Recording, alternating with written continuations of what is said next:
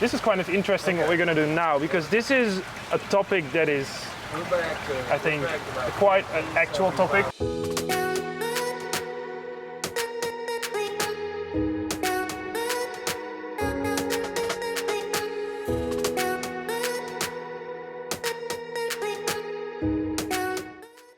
So we're talking about male koi, and we are going to get some male koi, and you will probably know a lot about it. Yeah, sure.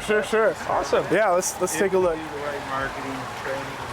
So male koi are usually underrated when it comes to selecting koi. One of the reasons is that females are the ones that get bigger, but males, they are known for their very, very high qualities of skin. And this is a great example of a Goshiki. Wow.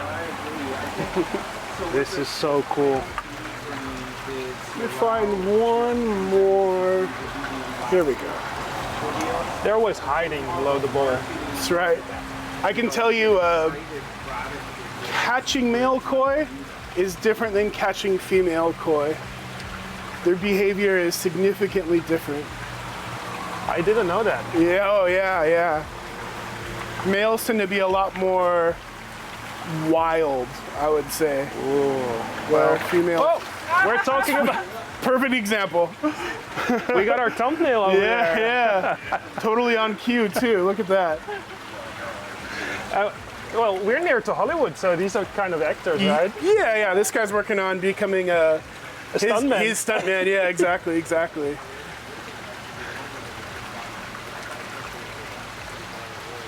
Pull some water out. There we go. Should be fine now. Yeah.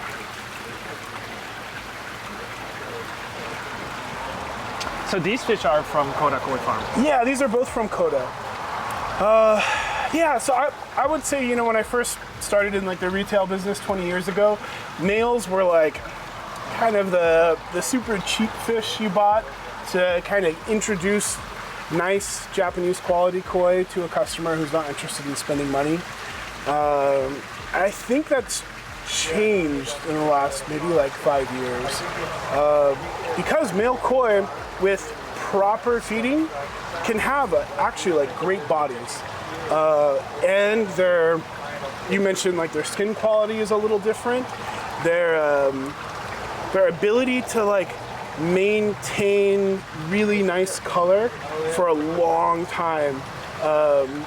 There's something special about a female koi because it's a very slow development process, and then it sort of peaks at this like flower bloom for a couple years, and then it begins to descend in quality. Males tend to be sort of really pretty for a really, really long time. And the thing that was lacking on them was the body shape. They're just too skinny. That's really, really changed over the last couple of years. What I noticed is that in the wintertime we have the World Championships, the All Japan Koi Show in Tokyo, and there are more and more males winning big prizes these days. Yeah, absolutely. I have a customer out here who has an 85 cm Dainichi Kohaku that's male. Nobody would know it's male. You'd have no idea whatsoever. The body is just massive. That's insane. So what can you tell us about Koda Koi Farm? Yeah, so Koda is like an incredible breeder. He's one of my best friends, so I probably have a bias towards saying that.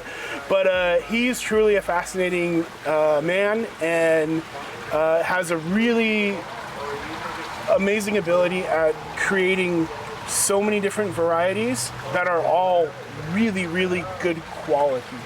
So here I have a Goromo and a Goshiki in this bowl, which to me are like the exact opposite of each other, right? Because both are very intricate koi. They're technically red and white base, like a kohaku.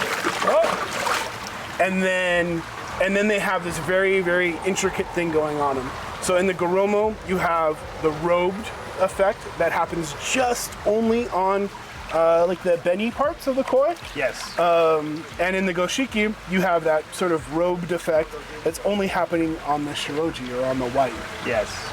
Which is just, so to me, these are very intricate and fascinating koi to again watch change and develop.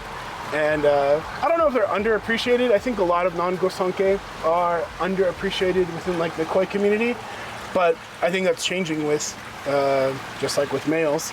As we're seeing higher and higher quality versions of these fish. Yeah, and I think more and more people are appreciating koi, male koi. So the feedback that I get from people, especially in Europe, is I don't want to have male kois with my female kois because they're damaging my fish during spring when the fish are getting more active and they want to breed with each other. Sure, sure. I mean, I think if your pond is like a good koi pond without a lot of spaces where they can damage each other, it's natural behavior. It's actually good to have, in my opinion, to have 1 or 2 males in your pond. Yeah, absolutely, absolutely. Yeah. What I like about Goshiki is, Goshiki, if the water quality, if the pH levels are high enough, they get so black, and the contrast of the black and the benny is something unique. I think Goshiki is one of the examples that is like really, really art. They change, but the colors are almost unreal. It's like they're painted on the fish. Absolutely, yeah. Yeah, it's painted, and for me, when I think of Goshiki, I always think of, think of a large coal fire in the winter of the mountains of Niigata. So you're like kind of surrounded by snow, which is that white base, and then you have just that like black charcoal, and then fire like erupting from it. And then even that gray is like the smoke and the clouds like rising from the fire. So there's such like a really, really striking like imagery that just hits me. It's one of my favorite varieties for sure. Awesome. Well, thank you so much for showing me these amazing fish. We're gonna put them back, guys. Some of them wanted to jump out. They're doing totally fine, guys. No worries about that. But they're going back now. Thank you so much, guys, for watching this episode. If you haven't subscribed to our channel, please do it. Go visit this amazing place here. If you're around in LA, do some nice talk. This guy next to me has a lot of knowledge and experience from Japan. Subscribe to the channel, guys, and let me know in the comments what you thought about these kind of types of videos, and see you in the next one. See you. Awesome.